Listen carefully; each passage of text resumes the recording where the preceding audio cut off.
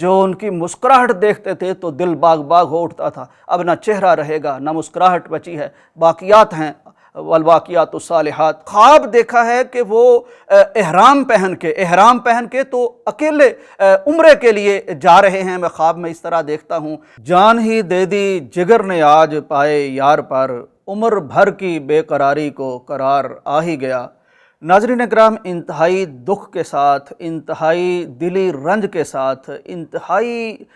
دل خراش کیفیت کے ساتھ آپ کے ساتھ یہ خبر غم شیئر کر رہے ہیں کہ پروفیسر سینیٹر ساجد میر حافظہ اللہ تعالی، جن کو ہم کہتے تھے، آج رحمہ اللہ تعالی ہو گئے ہیں۔ وہ اب ہم میں موجود نہیں ہیں، وہ اللہ کے پاس ان کی روح پرواز کر چکی ہے۔ ناظرین اکرام، پروفیسر ساجد میر صاحب کی شخصیت ایک عالمی شخصیت تھی۔ قومی سطح پر بھی آپ کا ممتاز نام تھا، ممتاز خدمات تھی۔ ائمہ حرمین، ائمہ کعبہ جو ہیں اور ائمہ مسجد نبوی جو ہیں، میں نے خود اپنے ان کانوں سے سنا کہ اپنی مجالس میں آپ کو سماحت الوالد، یعنی اے ہمارے والد گرامی کے مقام پر فائز شخصیت کہہ کر بلایا کرتے تھے۔ پیغام ٹی وی سے آپ کا ایک ایسا مخلصانہ رشتہ تھا، ایک ایسا تعلق تھا، اور پیغام ٹی وی کی دعوتی کاوشوں کو آپ ایسی خراج تحسین کی نگاہ سے دیکھتے تھے اور اپنی خدمات اس طرح پیغام ٹی وی کے لیے ہمہ وقت جاری و ساری رکھتے تھے کہ رشک آتا تھا۔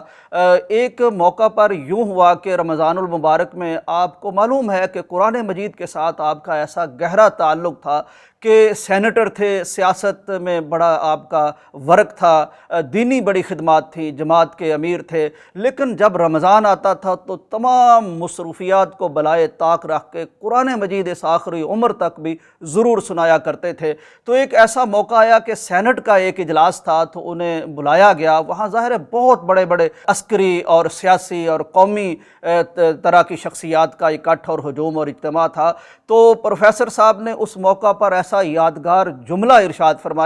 فرمانے لگے کہ رمضان المبارک میں صرف دو چیزوں کے لیے میں وقت نکال سکتا ہوں، ایک اللہ کا قرآن ہے، میں نے تراویح سنانی ہے، اور دوسرا یہ جو اللہ کا پیغام ہے، یہ جو پیغام ٹی وی ہے، میں اس کے لیے وقت نکالتا ہوں۔ ناظرین اکرام، پروفیسر ساجد میر صاحب جیسی شخصیات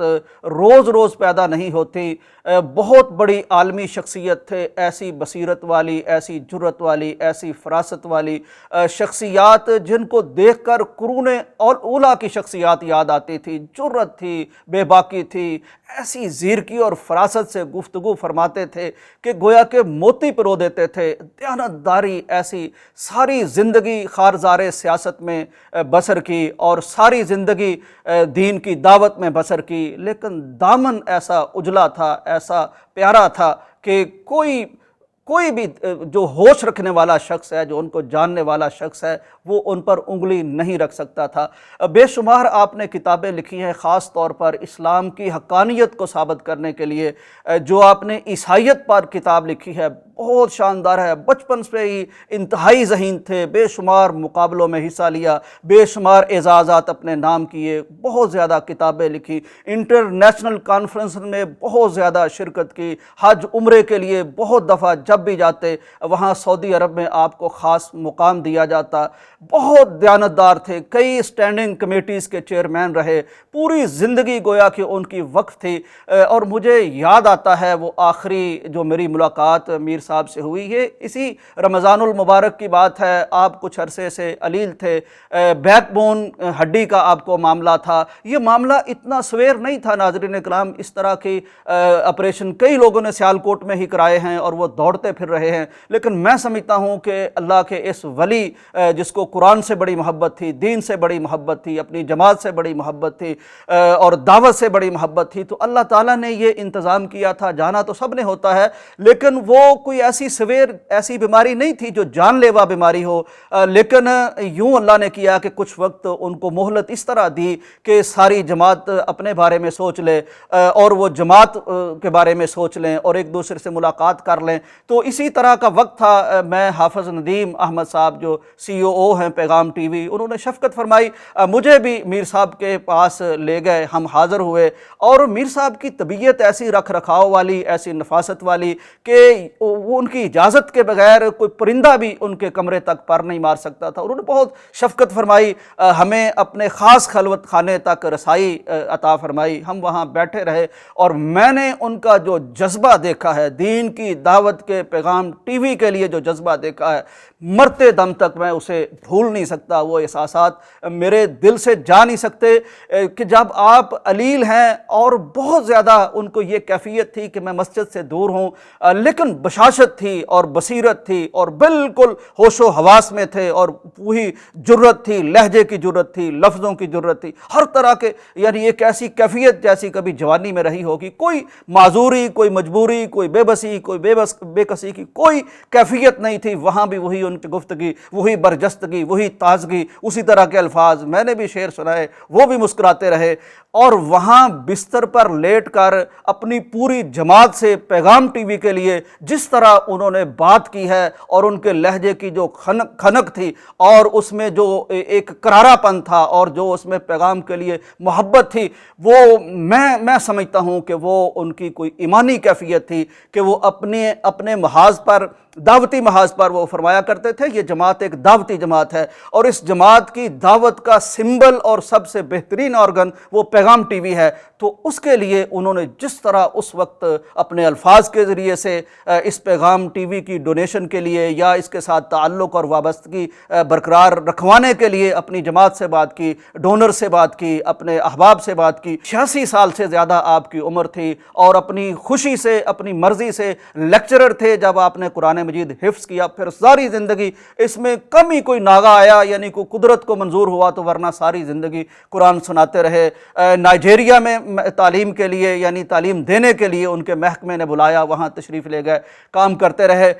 کچھ دن پہلے کی بات ہے ناظرین اکرام، میں پیغام ٹی وی کے آفس میں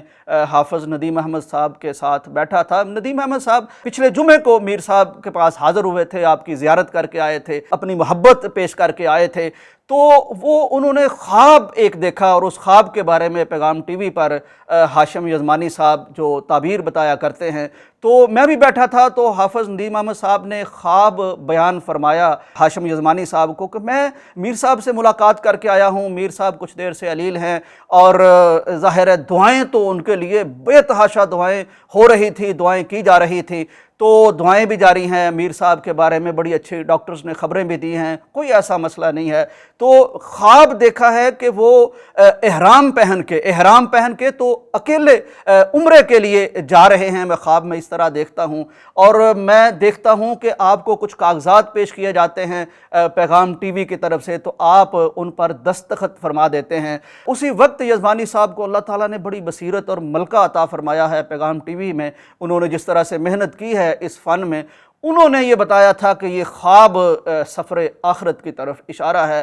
لیکن ظاہر ہے ایسی بات آپ اس وقت نہیں کر سکتے،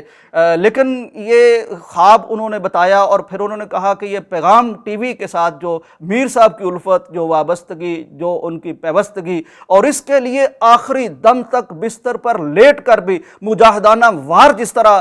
انہوں نے اس کے ساتھ کھڑے ہو کر اپنا وزن اس کے پلڑے میں ڈالا ہے، تو اس خواب میں بھی یہ اشارہ موجود ہے کہ انشاءاللہ یہ جو ان کے لیے صدقہ جاریہ ہے، ان کی جماعت بھی صدقہ جاریہ ہے، ان کے لاکھوں شاگرد بھی ان کے لیے صدقہ جاریہ ہے، ان کے سارے ورکر بھی ان کے لیے صدقہ جاریہ ہیں۔ عالمی سطح پر ائمہ حرمین سے یا جن عالمی سطح کی شخصیات کے ساتھ وہ ملے، وہ ان کو جو انہوں نے کوئی خیر کی بات کی، وہ سب ان کے لیے صدقہ جاریہ ہیں، انہوں نے جو کتابیں لکھی وہ ان کے لیے صدقہ جاریہ ہیں۔ ناظرین اکرام، یہ آخری دفعہ کی باتیں اب یاد آ رہی ہیں، تو اس دفعہ جو کابینہ کا اجلاس تھا تو پیغام ٹی وی نے یہ کیا کہ میر صاحب کی ایک خطبات کی پچھلے سال کی، اللہ اکبر، یہ اب ان کے آخری سال کی کتاب ثابت ہو گئی ہے، تو اس خطبات کو ٹرانسکرائب کیا اور پھر اس کی کتاب چھاپی، اور کمال کی کتاب ہے۔ میں نے جب اس کو پڑھا تو میں نے دیکھا کہ اس طرح لگتا ہے جیسے اسلام کا کوئی اسکالر، اسلام کا کوئی وکیل ایک عالمی معاشرے سے، ایک عالمی مذاہب سے مخاطب ہو کے اسلام کے دلائل دے رہا ہے۔ تو وہ کتاب بھی چھپی، وہ پھر جب چھپ گئی میر صاحب کو پیش کی گئی، اور میں نے اس کتاب کے شروع میں میر صاحب کے بارے میں ایک دیباچہ لکھا تھا، اپنے تاثرات لکھے تھے۔ میر صاحب نے وہ پڑھے اور مسکراتے رہے اور مجھے کہنے لگے کچھ زیادہ ہی تم نے لکھ دیا ہے۔ میں نے کہا نہیں میر صاحب یہ حقیقت ہے۔ کہنے لگے نہیں اس کو کم کرو، اس کو کچھ کم کرو۔ لیکن ظاہر ہے یہ ان کی ایک اعلیٰ ظرفی تھی، اور اعلیٰ ظرف لوگ ایسے ہی ہوتے ہیں۔ اور پھر جب کتاب پیش کی گئی وہاں بھی مجھے سعادت حاصل ہوئی کہ میں نے اس کتاب کے بارے میں، یہ میری دل کی خواہش تھی اور مجھے شکر ہے موقع دیا گیا، کیونکہ میں پوری کتاب مرتب کرنے میں شامل رہا تھا، میرے ساتھی شامل رہے تھے، تو میں نے اس کے بارے میں چند کلمات جب وہاں کہے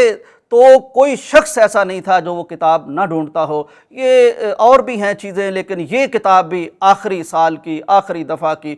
وہ بھی میر صاحب کی ان کے لیے صدقہ جاریہ ہے۔ تو یہاں بہرحال ان کے بارے میں اور ہم بات کریں گے، فی الوقت تو میں صرف اپنے لفظ آپ کے ساتھ شیئر کرنا چاہتا تھا، اظہار تعزیت آپ کے ساتھ کرنا چاہتا تھا، اور مجھے سمجھ نہیں آتی میں کن سے میر صاحب کی وفات پر اظہار تعزیت کروں۔ میں اس جماعت کے اکابرین کے ساتھ تعزیت کروں، یا میں اس کے ورکرز کے ساتھ تعزیت کروں، میں ائمہ حرمین کے ساتھ تعزیت کروں، میں اہل سیاست کے ساتھ تعزیت کروں، میں علماء کرام کے ساتھ تعزیت کروں، میں ان کی فیملی کے ساتھ تعزیت کروں، میں پیغام ٹی وی کے لاکھوں کروڑوں ناظرین کے ساتھ تعزیت کروں، یا میں کس سے تعزیت کروں؟ رشک آتا ہے، زندگی ہو تو ایسی ہو، موت ہو تو ایسی ہو۔ ہم یہاں دعا کرتے ہیں کہ اللہ تعالیٰ ان کے درجات بلند فرمائے۔ یقیناً قومی سطح پر، سیاسی سطح پر، دینی سطح پر، علمی سطح پر، اخلاقی سطح پر ایک اتنی بڑی شخصیت اٹھ گئی ہیں، کوہ ہمالیہ جیسے ہٹ جائے، جیسے کوئی سائبان سر سے اتر جائے، تو یہ کوئی معمولی خلا نہیں ہوتے، کبھی پر نہیں ہوتے۔ ہمیشہ ہم دعائیں کرتے ہیں کہ یا اللہ خلا پر کرنا، خلا کبھی پر نہیں ہوتے، لیکن اللہ تعالیٰ ان کے آثار قائم رکھے، اللہ تعالیٰ ان کی جماعت قائم رکھے، اللہ تعالیٰ ان کی ساری چیزیں صدقہ جاریہ بنائیں۔ بہرحال یہ ایک بہت بڑا میرے لیے ذاتی طور پر بہت ہی دل خراش یہ خبر ہے، بہت بڑا صدمہ ہے۔ اللہ سہنے کی توفیق عطا فرمائے پوری جماعت کو، پیغام ٹی وی کے ناظرین کو، ان کے احبہ کو، اعزہ کو، اقارب کو،